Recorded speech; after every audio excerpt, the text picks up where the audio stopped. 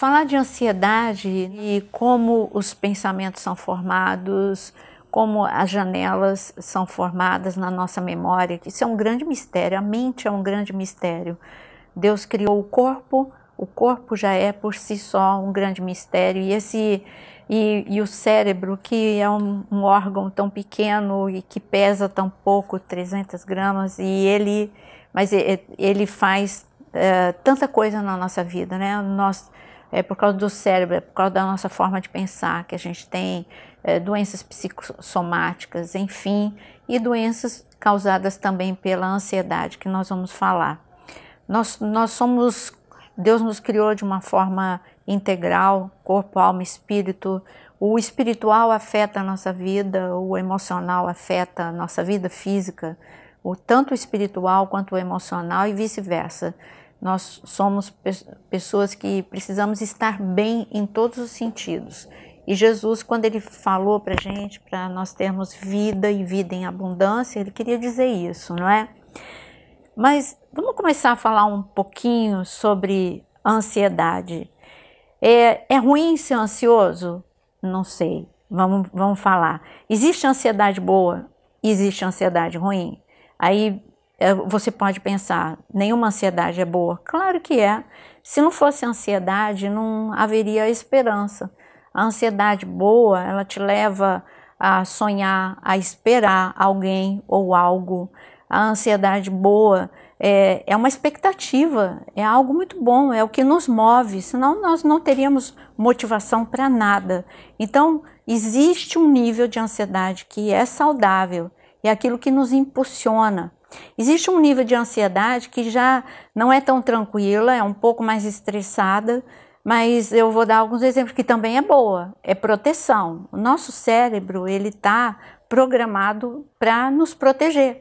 Então, se eu entro numa situação de perigo, eu vou ficar, por exemplo, vamos dar um exemplo de uma situação de perigo, um carro que freia, o seu coração acelera, você tem um tipo de reação, você se segura melhor, você tem um tipo de reação para se proteger.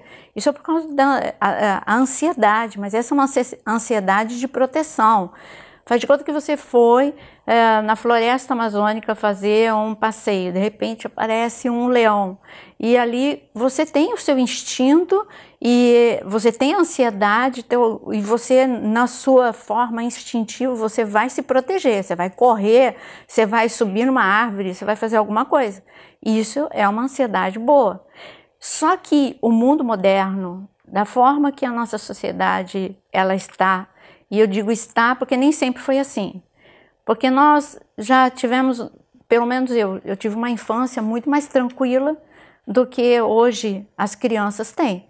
Eu tive uma infância em que a gente tinha 3 meses de férias. Eu tive uma infância em que eu via meus irmãos fazendo carrinho de rolemã, fazendo pipa e brincando disso.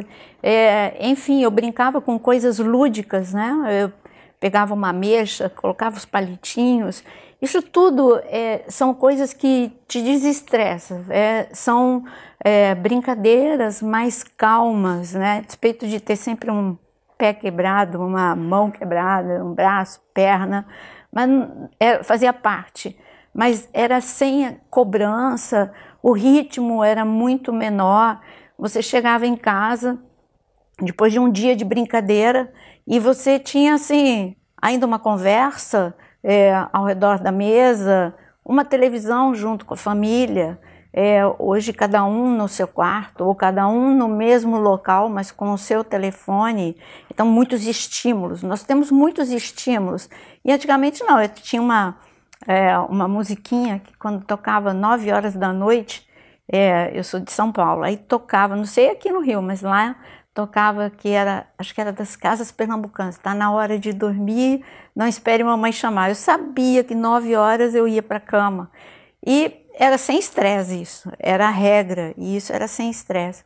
Então, nós, mais velhos, nós tivemos uma vida menos estressada, com menos ansiedade. Pouco se ouvia falar de crise de ansiedade, mas hoje a gente vê as crianças, nós vemos os adolescentes, nós vemos os adolescentes com uma compulsão, ele tem que ter muitos estímulos para ele ficar feliz.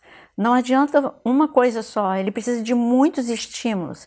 E ele precisa, por exemplo, até mesmo vendo as mídias sociais, ele precisa estar vendo ao mesmo tempo o story, o feed, passando com o dedo para frente, porque não tem paciência, ao mesmo tempo ele está vendo o que está acontecendo no YouTube, e está ao mesmo tempo jogando com o seu joguinho, e está com a tarefa do lado, enfim. E ele não tem prazer em nenhuma dessas tarefas que ele faz muito rapidamente, multitarefas. Então, o ritmo que nós entramos adoeceu a sociedade, adoeceu as crianças, adoeceu os jovens, adoeceu também os mais velhos, mesmo aqueles que tiveram uma vida mais tranquila, uma infância mais tranquila, também fomos obrigados a entrar nesse estresse, nessa velocidade. Por falar em velocidade, eu estou falando primeiro as causas, o porquê que hoje a gente ouve tanto pessoas dizendo: eu estou com uma crise de ansiedade, eu estou fazendo um tratamento porque eu estou com crise de ansiedade, ou estou muito ansioso, porque é a sociedade e o ritmo que nós vivemos. E como eu estava falando, por falar em velocidade, eu faço uma pergunta para você, que talvez seja, você rapidamente vai me responder. O que você acha mais importante? Velocidade ou direção? Um segundo para você pensar. Velocidade ou direção? Eu sei que aqueles que são mais aventureiros vai dizendo velocidade. Não adianta. A velocidade é você pensando que você vai chegar mais rápido no local, sem a direção, você vai bater numa árvore, vai bater num poste. É um acidente que vai acontecer com você. Então, mais importante do que velocidade é direção, foco. E hoje, o que está difícil é isso, ter foco. E quando tudo que você imprime muita velocidade, nós somos uma mente hiperpensante. Você já pensou como a velocidade dos teus pensamentos? É algo assim absurdo. Uma criança hoje, como diz o Dr. Augusto Cury, ela tem mais informações hoje no seu cérebro, na sua mente, mais do que um imperador, um intelectual do Império Romano, muito mais. Então, hoje, a velocidade é muito grande. É a mesma coisa que você colocar uma máquina qualquer e você colocar em alta rotatividade o tempo todo. O que vai acontecer com aquilo? Não vai aguentar, não adianta, vai quebrar. E é isso que está acontecendo com a gente. A nossa mente está tão acelerada que a gente está quebrando. As pessoas estão quebrando e o nosso quebrar é assim.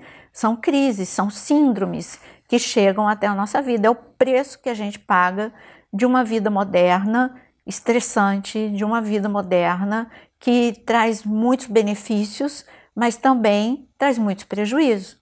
E aí, eu vou virar um ET, um ermitão, vou para o deserto. Não, nós vamos falar um pouquinho de como fazer para a gente desacelerar um pouquinho. Eu tenho uma tendência a ser tremendamente acelerada, a pensar muito e muito rapidamente, então eu tenho que sempre me vigiar, porque isso leva a sintomas físicos. Eu vou até fazer algumas perguntas para você, para ver se você tem algum desses sintomas. Aí você já pode dizer, eu sou uma pessoa ansiosa. Então, vamos lá, você já acorda cansado? Tem dificuldade de concentração? Você tem o teu limiar para frustração é muito baixo? Tem muita dor de cabeça, já fez todos os exames e não é nada, já foi no oftalmologista, já foi no neurologista e não tem nada que indique a razão dessa dor de cabeça? Você já acorda cansado? Aliás, esse é outro assunto. O acordar cansado é por causa da ansiedade.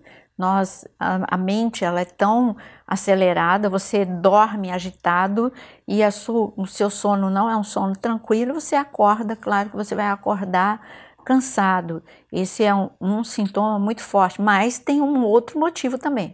nós somos uma geração que tem dormido muito pouco.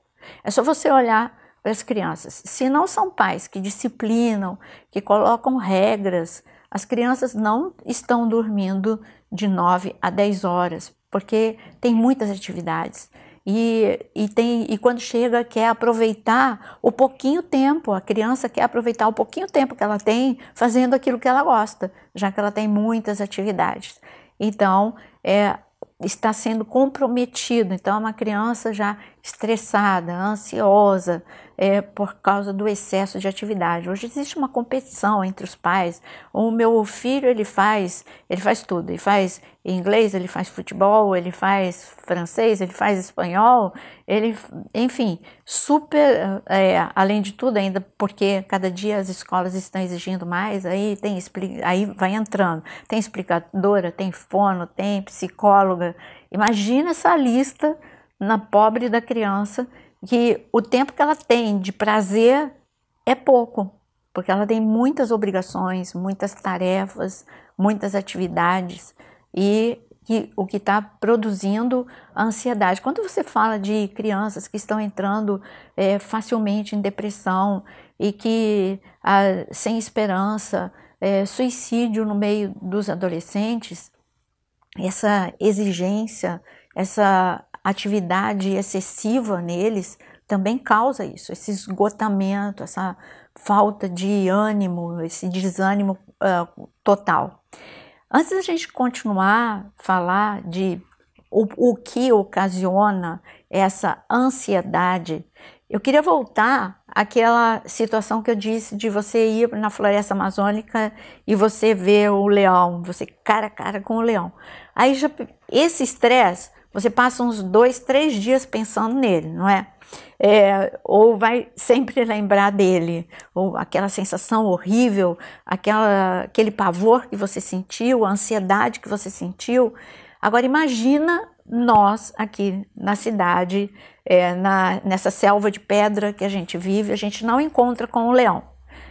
Uma vez na vida, leão, para você encontrar, isso se você encontrasse, seria uma vez na vida, né? Se você fosse no safari na África, seria uma vez na vida. Só que nós somos muito criativos. Nós, homens, mulheres, nós somos muito criativos. Eu acho que as mulheres são mais ainda que os homens. E se nós não temos problemas, nós criamos um problema. E esses problemas são esses monstros, são esses leões, são esses predadores. Agora você imagina que a gente tem que enfrentar esses predadores, esses leões, não uma vez na vida, mas 20 vezes por dia.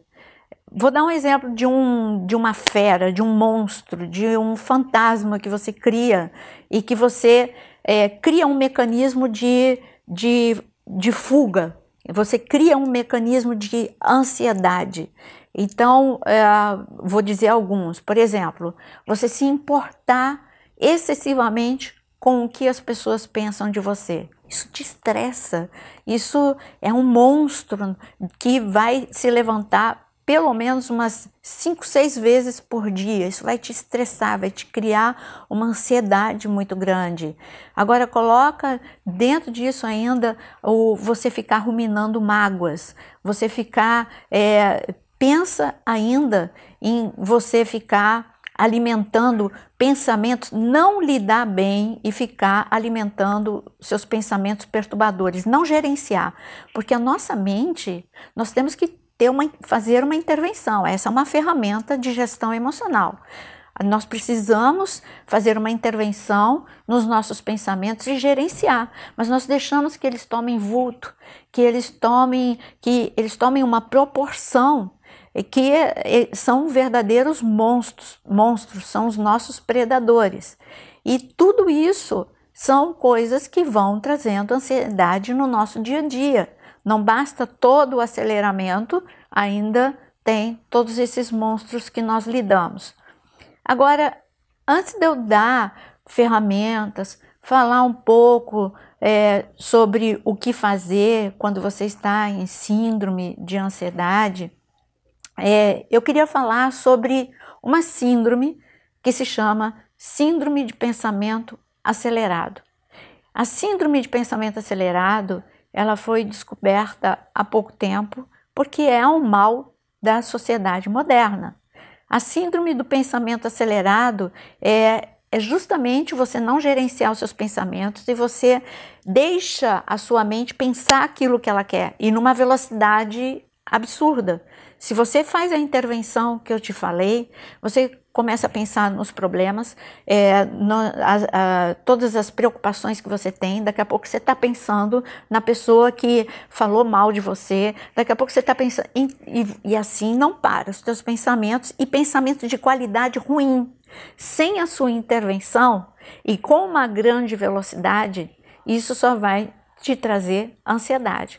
Os seus pânicos, os seus medos, tudo isso que você deixa sua mente pensar livremente sem fazer uma intervenção. Mas será que a Bíblia fala disso? Fala.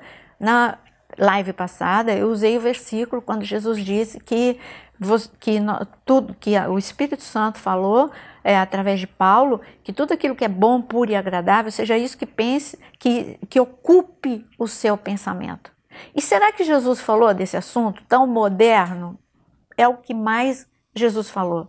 E eu queria, mas antes de falar de Jesus, eu queria ler um versículo para você ver que a Bíblia é super atual. Olha o que está escrito em Provérbios 12:25. Um coração ansioso deixa o homem frustrado e derrotado, mas uma palavra amiga e de ânimo renova suas forças. Tá vendo como os pensamentos, olha, eu vou ler aqui, um coração ansioso deixa o homem frustrado e derrotado. O que está falando aqui? Se você deixar o teu coração ansioso, você vai perder algo essencial para a vida, que é paz. Você está negociando a tua paz, você está vendendo a tua paz por nada.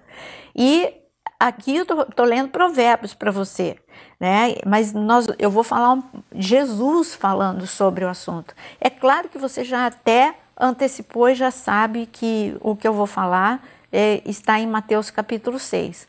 Jesus, a despeito daquela sociedade ser menos acelerada do que a nossa, os discípulos, eles lidavam com muitas ansiedades. Por exemplo, Pedro olhava para um romano e ali já vinha pensamentos de mágoa, de ódio, de medo, um misto de pensamentos quando ele olhava para um romano, vontade de se vingar, enfim, eram muitos pensamentos. E Jesus, ele entrou, ele fez uma intervenção nos discípulos quando ele jogou algo precioso para eles, e ele disse aqui, e eu vou ler para vocês, ele diz em Mateus capítulo 6, ele diz: por isso vos digo, não andeis ansiosos pela vossa vida, quanto ao que haveis de comer e beber, nem pelo vosso corpo, quanto ao que haveis de vestir. Não é a vida mais do que o alimento e o corpo mais do que as vestes? E agora versículo 34, portanto, não vos inquieteis com o dia de amanhã, pois o amanhã trará os seus cuidados. Basta ao dia o seu próprio mal. Pronto, Jesus mesmo já estava dando uma ferramenta de gestão emocional. Ele estava dizendo que nós ficamos ansiosos porque nós antecipamos os problemas. Quantos aqui sofrem por antecipação? Você já sofre por antecipação em pensar se você vai ser aceito ou não, se você vai ser bem-sucedido ou não, se você vai ter suprimento ou não. Então, nós antecipamos os problemas. E Jesus está falando, vive o dia de hoje. Então, o que ele estava ensinando como gestão emocional para a gente? Para nós não sermos ansiosos e para nós termos respostas inteligentes ou emoção calma, nós precisamos ter foco no presente. Porque se eu tiver o meu foco no passado, eu não mudo o passado, eu vou ficar estressada. Se o meu foco estiver no futuro, eu não posso fazer nada, eu não consigo mudar também o futuro. Eu consigo construir alguma coisa no presente para que o futuro fique diferente. Então o que Jesus está ensinando é foco no aqui, foco no agora, foco no presente. Não pensa que você não vai conseguir entrar no avião. Pensa no hoje, pensa no agora. Então, Jesus já deu para a gente uma ferramenta de gestão emocional. Foco no presente.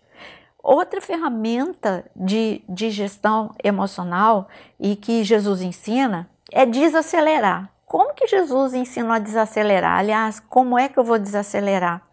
Eu digo para você que eu sou uma das pessoas mais aceleradas que você conhece. E, sabe, exercitar, desacelerar não é fácil. Então eu criei algumas coisas que quebrem o meu ritmo acelerado. Se você me acompanha nos meus stories, você vai ver que uma das coisas que eu estabeleci para quebrar o meu ritmo acelerado, tanto de pensamento quanto de hiperatividade, eu comecei a observar, aqui na minha casa tem uma árvore enorme na frente, eu comecei a observar que tem muitos pássaros, e aí eu falei para o Jonas, e eu sempre gostei de pássaros, sempre gostei.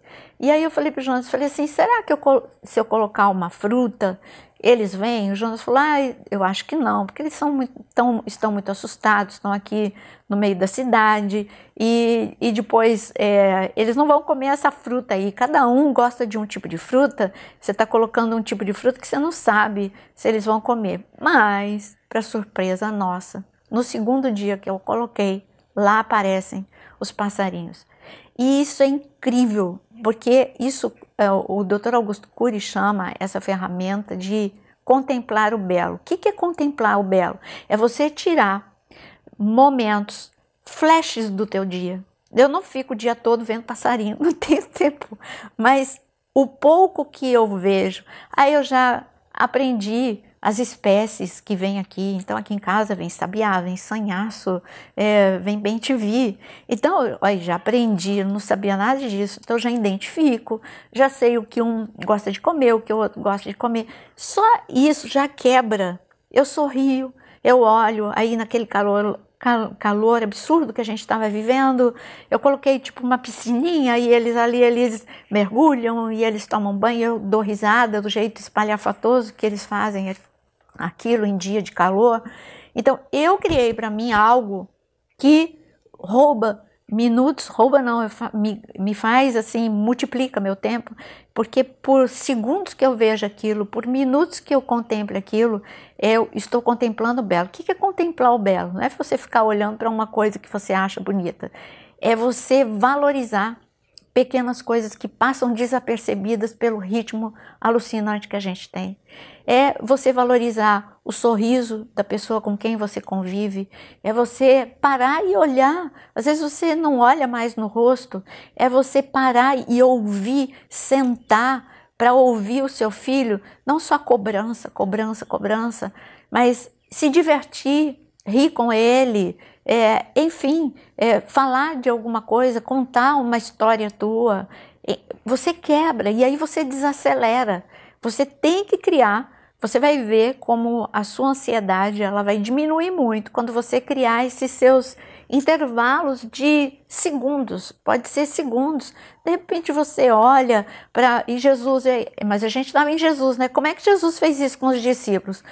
Os discípulos estavam estressados, eles tinham muitas coisas para fazer, preocupação, e agora deixei meu trabalho, como é que eu vou pagar imposto? E aquela multidão, e não ter sossego. Aí Jesus do nada chegava, olha o lírio dos campos.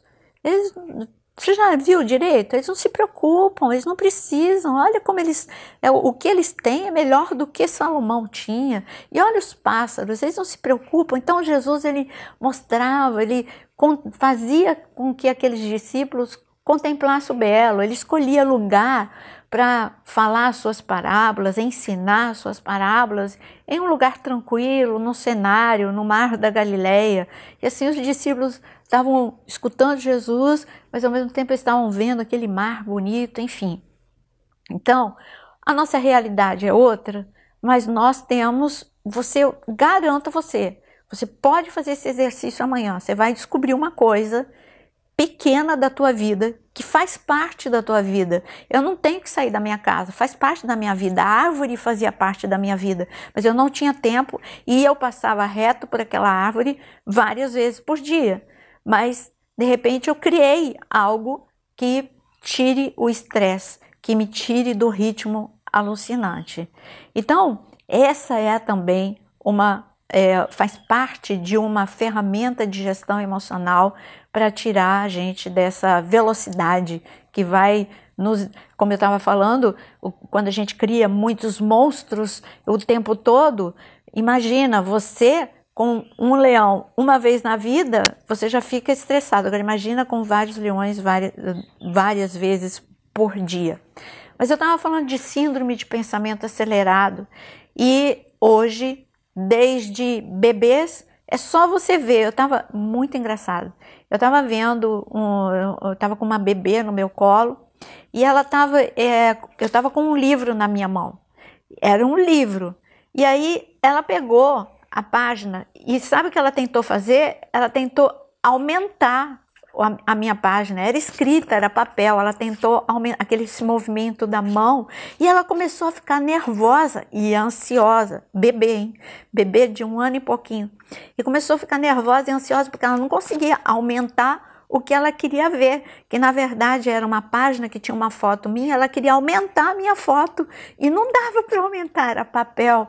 Então você vê que a frustração, ela ficou muito frustrada, muito ansiosa com algo que as crianças já estão acostumadas à velocidade, tem que ser rápido, tem que ser agora, porque eu quero agora.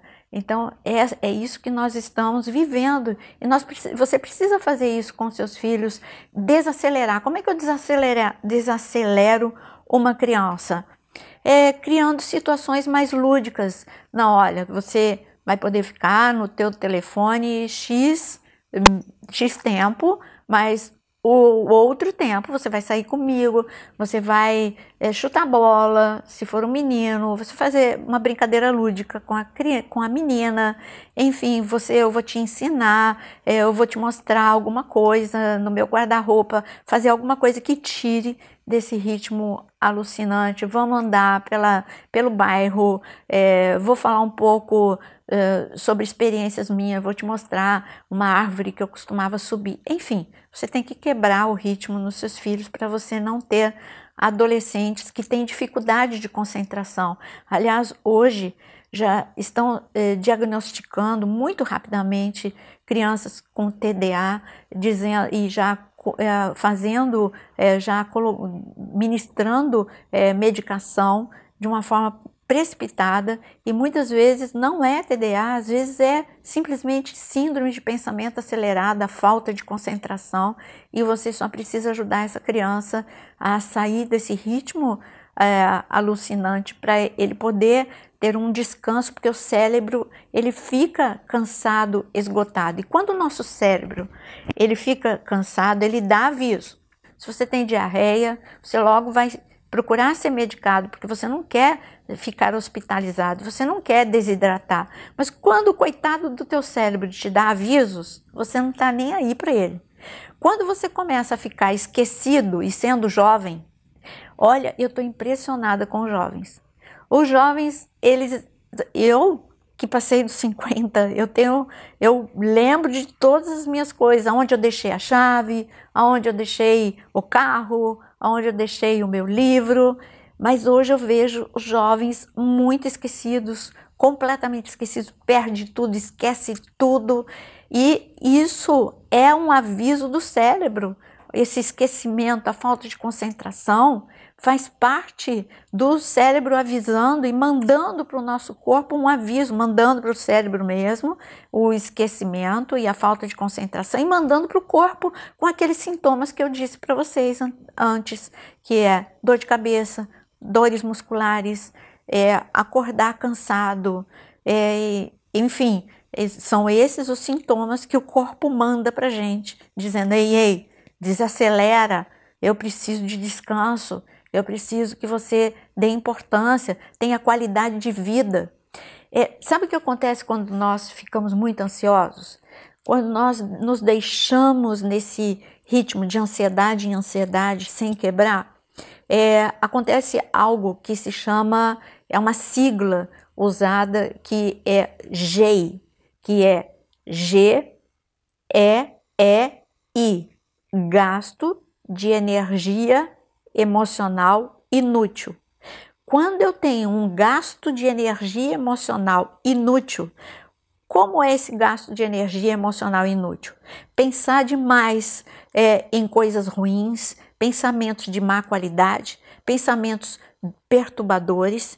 Isso faz com que eu gaste uma energia emocional inútil e isso vai trazer um prejuízo para o meu corpo. Com certeza. Eu vou desenvolver uma gastrite, uma taquicardia, enfim, eu vou ter uma doença psicossomática porque eu estou simplesmente não respeitando os limites do meu corpo. Agora, eu preciso ter, no meu dia, eu preciso ter metas.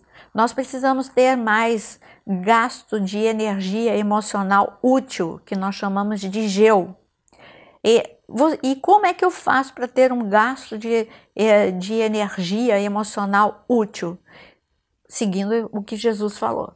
E o que o Espírito Santo falou, como eu disse em Filipenses, quando ele fala que seja aquilo que todos pensamentos bons, puros e agradáveis que ocupem o nosso pensamento, e o que Jesus disse para a gente contemplar mais a vida, contemplar, valorizar a vida, termos os nossos intervalos de saúde mental e saúde emocional. Nós precisamos reassumir o controle, o eu precisa reassumir o controle da mente. Não são os pensamentos que devem ter o controle da mente, porque os pensamentos eles ficam desgovernados sem controle. Então somos nós, e isso a gente só vai conseguir se nós exercitarmos. E eu sempre tive dificuldade e eu fui criada em São Paulo, capital. Até os meus 21 anos eu morei na selva de pedra e fumaça. E eu não deveria ter esse tipo de ansiedade, mas sempre eu tinha muitas crises de ansiedade quando eu ia para o centro com a minha mãe. Eu não sei o porquê, mas me desencadeava uma crise de ansiedade e eu começava a suar frio. Eu não gostava daquelas prédios altos, aquela multidão, principalmente no viaduto do chá, aquelas pessoas que iam e vinham, aquela multidão, uma pessoa esbarrando na outra, isso quando criança. Isso me produzia uma ansiedade muito forte e eu passava mal literalmente, eu não sabia explicar para minha mãe por que eu passava mal, eu também não entendia, eu só sabia que quando eu ia para o centro da cidade, eu passava mal. Mas quando eu fiquei adulta, eu continuei com a mesma sensação. Bastava eu estar num aglomerado de pessoas, ou estar numa agitação, ou estar em lugar que tinha muitos prédios, eu tinha essa crise de ansiedade. Não chegava a ser uma crise de pânico, mas uma crise de ansiedade. E então, quando eu comecei, eu tinha que parar isso.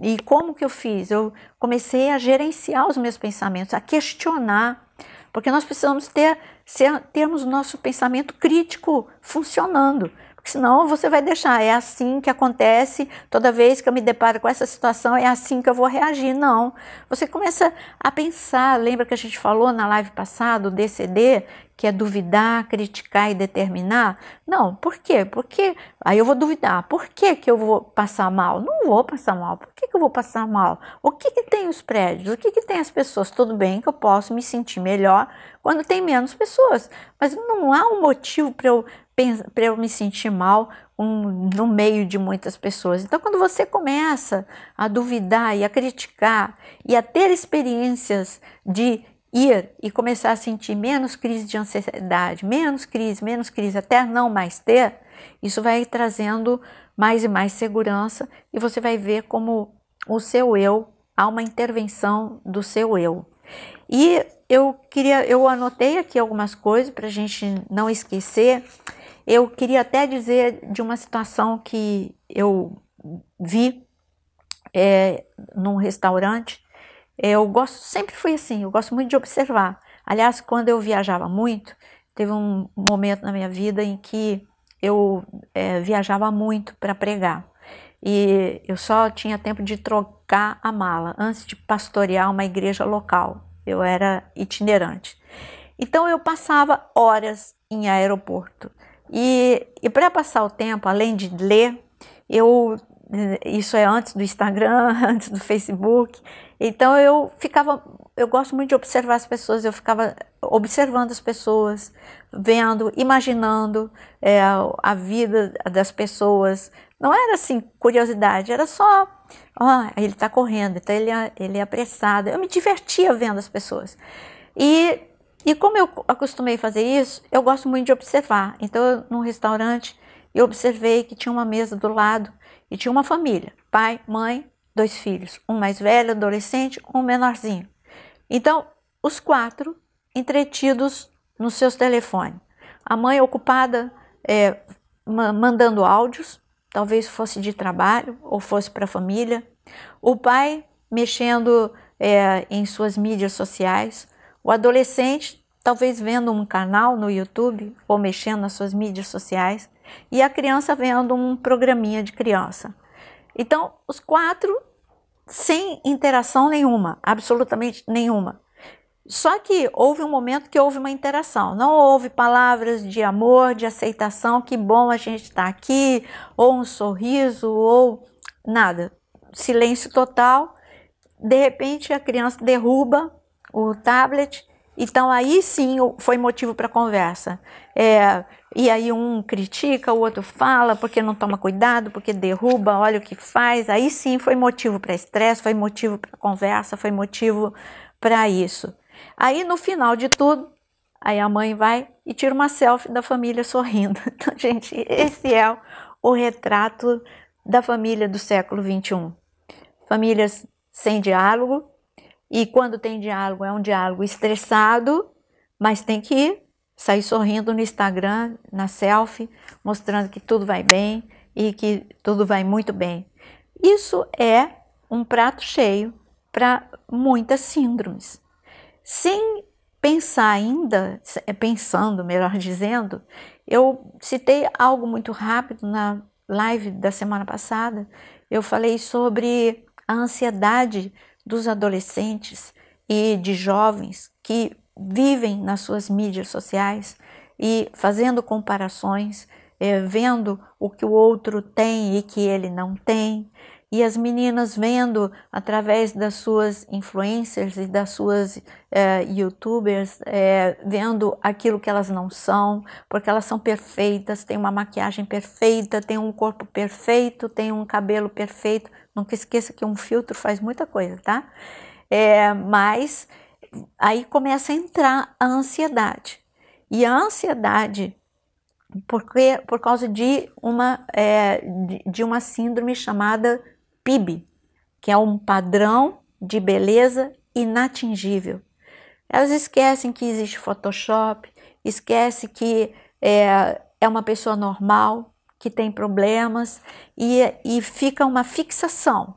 O foco que deveria ser outro, o foco é eu preciso ser como, então eu preciso parar de comer, eu preciso ter roupas boas, eu preciso... Porque nós estamos lidando com uma sociedade que estimula a insatisfação.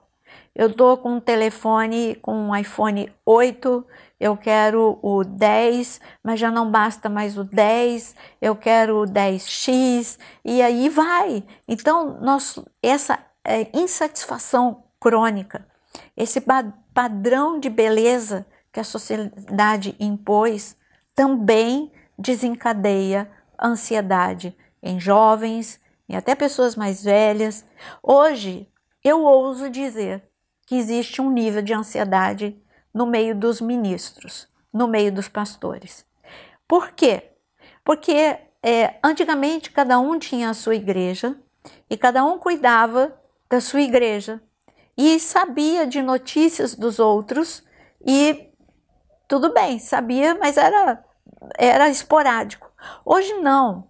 Hoje o padrão, que as ovelhas ficaram mais exigentes, então elas ficam escolhendo como que numa vitrine quem prega melhor, quem fala melhor, quem está mais atualizado, e o pastor começa a ficar ansioso, meu Deus, se eu não fizer alguma coisa, eu vou perder as ovelhas, e isso tem causado frustração e ansiedade, fora a comparação, porque tem os pastores das mega igrejas e tudo dá certo, e tem os pregadores da moda, em que fazem frases de efeito e faz sucesso, etc e tal. Eu não estou falando de inveja, eu estou falando de estresse, eu estou falando de ansiedade, porque ele começa a entrar, ele sabe que a ovelha dele está comparando. Então, meu querido pastor, o que eu quero dizer para você, não se deixe ser comparado por ninguém.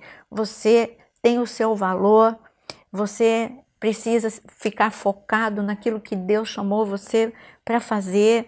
Faça com excelência, mas não tente ser outra pessoa, não tente se atropelar, não tente atropelar sua qualidade de vida só para ser aceito, porque os pastores estão entrando num nível de ansiedade que tem levado muitos até mesmo a dar cabo da sua vida, porque esse excesso de crítica, esse excesso de cobrança tem feito isso, tem tido essa repercussão no meio dos pastores. E nós precisamos uma ferramenta, mais uma ferramenta que eu dou de gestão emocional para vocês, vocês não ficarem ansiosos com o dia mal, mas saber que você pode, porque quando nós ficamos ansiosos, nós só conseguimos ver o que de ruim aconteceu. Só que você tem um Deus maravilhoso que te deu uma capacitação de se reinventar. Ele te deu algo que se chama resiliência, uma capacitação de renascer, de ressurgir das cinzas, como aconteceu com a nação de Israel e que acontece todos os dias com tantas pessoas. Então, isso é você saber que Deus não tem ponto final, Deus tem vírgulas, e que você não ficar, porque a ansiedade vai bloquear o teu raciocínio. Então você precisa saber o que eu posso fazer com aquilo que aconteceu, o que Deus vai fazer nessa situação. E o seu foco não vai ser a tristeza e a angústia, o seu foco não vai ser na pessoa que te ofendeu, porque a pessoa só tem o tamanho que você dá, a outra pessoa só tem o valor que você dá. Você precisa se valorizar, você precisa se amar, você precisa desacelerar e você precisa aprender a se reinventar.